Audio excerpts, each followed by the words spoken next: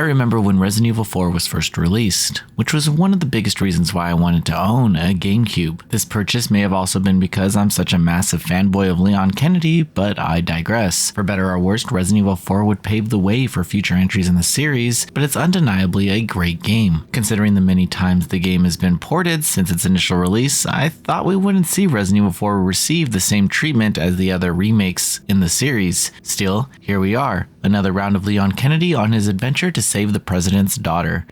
After playing the opening moments of Resident Evil 4 Remake, I felt a rush of excitement. The experience felt familiar, but still brand new. Leon appears to have learned a few new moves that allows him to follow up attacks with melee kicks and stabs. This encourages ammo conservation and gives players more ways to take down enemies. The original RE4 brought in more high-action gameplay moments, and the remake mimics this, but it doesn't feel cheap or too easy. You still need to be aware of the enemies on screen and where you shoot. An excellent example of the different playstyles is highlighted in the various environments you face off against enemies. For instance, close quarters encounters feel entirely different when facing off against groups of enemies outside. The tension that I felt during each encounter was the same though. I was scared I would die in front of Capcom PR, and I couldn't allow that to happen. As I attempted to show off my knowledge of dodging and QTEs under pressure, the famous Chainsaw Man appeared and forced me into a full sprint to find cover. This was the RE4 I remember, the hectic panic of surprise attacks and the consistent fear of death. Leon might have a few new actions under his belt,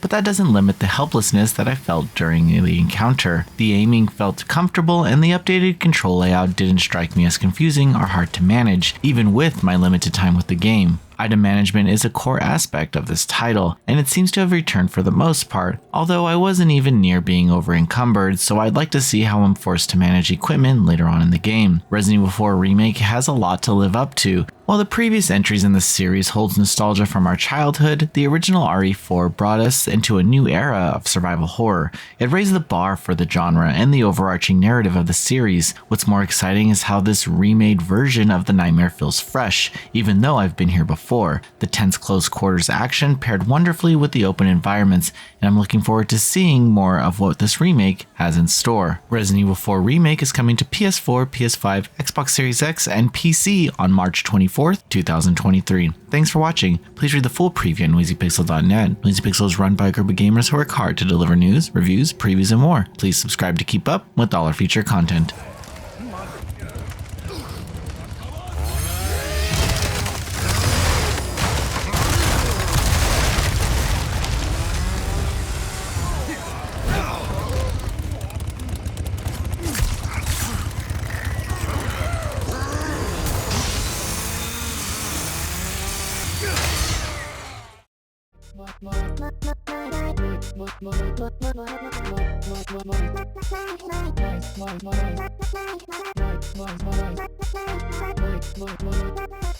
Noisy Pixel.